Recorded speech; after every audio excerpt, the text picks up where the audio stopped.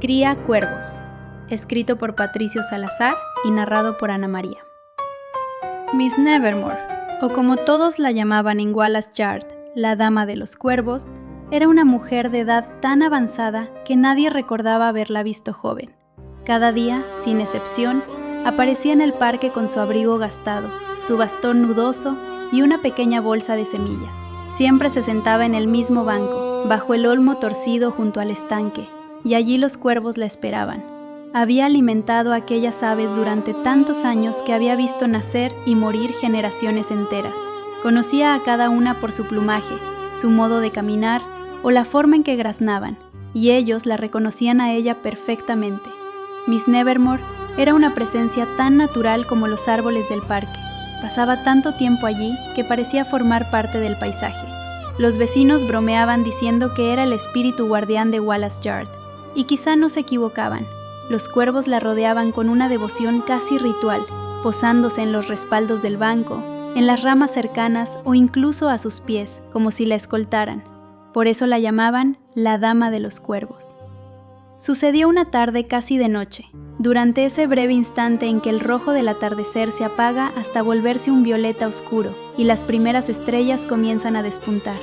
Miss Nevermore caminaba hacia la salida del parque como lo hacía cada día, y detrás de ella los cuervos graznaban suavemente, acompañándola a distancia.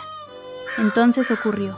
Una figura difusa, apenas una sombra que se separó del borde del sendero, se interpuso en su camino.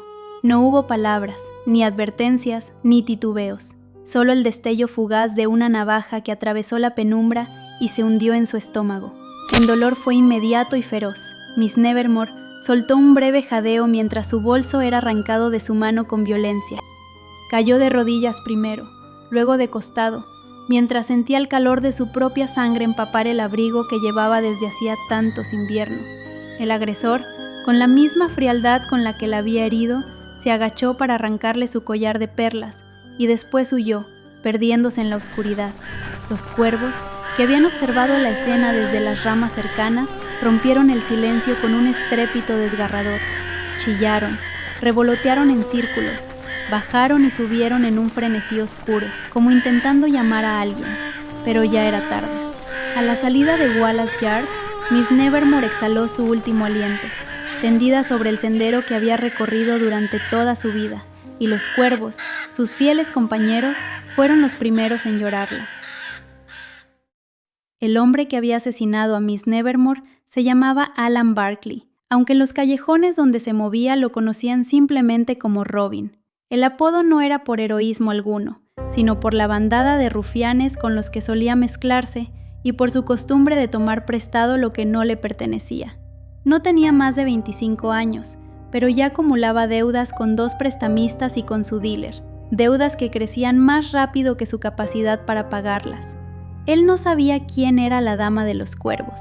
Para él, no era más que una anciana que caminaba sola al anochecer, una presa fácil, una solución rápida para conseguir algo con que responder a quienes lo perseguían. Esa noche, volvió a su destartalado departamento, un cuarto húmedo con paredes manchadas de moho y una ventana que no cerraba bien. Tiró el bolso robado sobre la mesa, vació su contenido sin interés y dejó el collar de perlas en un rincón. No sintió remordimiento alguno, al menos no conscientemente. Lo único que deseaba era dormir. Pero el sueño tardó en llegar esa noche. Apenas cerró los ojos, un sonido agudo y persistente comenzó a filtrarse desde la ventana. Cuando se incorporó para mirar, vio la silueta inconfundible de un cuervo posado en el alféizar, con las plumas erizadas y los ojos brillando como carbones encendidos en oscuridad. El ave golpeaba el vidrio con el pico una y otra vez, y lanzaba graznidos sin descanso, como si exigiera algo, como si lo acusara. Alan intentó espantar al ave varias veces, pero ésta seguía regresando, así que no le quedó más remedio que cubrirse la cabeza con la almohada y esperar a que el ave se hartara. El sueño finalmente lo venció en la madrugada, pero el ave nunca dejó de graznar. Parecía que podía escucharla incluso en sueños. Al día siguiente, casi al mediodía, que fue cuando por fin logró despertarse, Alan Barkley salió de su edificio con el collar de perlas en el bolsillo. Había decidido llevarlo a una casa de empeños que conocía bien y no hacía preguntas. Al abrir la puerta del portal, se detuvo un instante. Sobre el borde del escalón, en el pasillo de entrada y en el poste de la vereda, había varios cuervos inmóviles. No graznaban ni se movían, simplemente lo observaban. Ignorándolos, bajó los escalones y subió a su moto, ajustó el casco, encendió el motor y aceleró por la avenida. Sin embargo, mientras avanzaba, comenzó a notar algo inquietante. Cuervos en cada esquina, cuervos en las farolas, cuervos sobre los techos de los autos estacionados. Era como si la ciudad estuviera repleta de ellos. Alan nunca había visto tantos. Tomó una curva y en ese instante, un golpe seco le sacudió el costado. Un cuervo se había lanzado directo hacia él, chocando contra su chaqueta con un impacto sorprendentemente fuerte. Perdió un poco el equilibrio, pero consiguió sostenerse. Otro cuervo surgido de la nada se estrelló contra su casco, raspando el visor con sus alas y su pico. Alan tambaleó. La moto serpenteó, osciló de un lado a otro y finalmente, con un chillido de neumáticos contra el asfalto, derrapó con violencia, haciendo caer a su conductor al suelo antes de estrellarse contra un auto estacionado. Apoyándose con dificultad con su brazo izquierdo, pues el derecho se lo había fracturado en la caída, Alan Barkley levantó la vista. Cientos de cuervos lo observaban desde postes, tejados y ramas, alineados como un jurado silencioso. Entonces uno de ellos descendió, un cuervo grande, viejo y de plumaje desgastado. Aleteó hasta quedar a pocos pasos de Alan. Caminó con calma y se detuvo junto a un pequeño objeto brillante caído en el asfalto.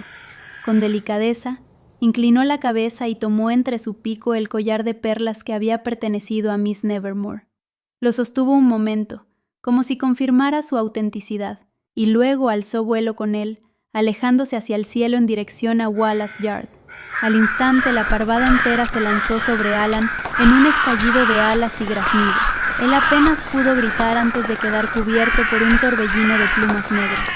Los cuervos atacaban con una furia implacable, golpeándolo, arañándolo, picoteándolo, sin dejarle espacio para respirar ni escapar. Cuando el silencio volvió a la calle, Robin ya no era más que un despojo de cadáver mutilado hasta volverse irreconocible. Esa misma noche, sin que nadie pudiera explicar cómo, el collar de perlas de Miss Nevermore apareció en el banco de siempre, bajo el olmo torcido junto al estanque de Wallace Yard. Hasta el día de hoy, nadie ha podido mover el collar de donde está, pues los cuervos jamás lo han permitido.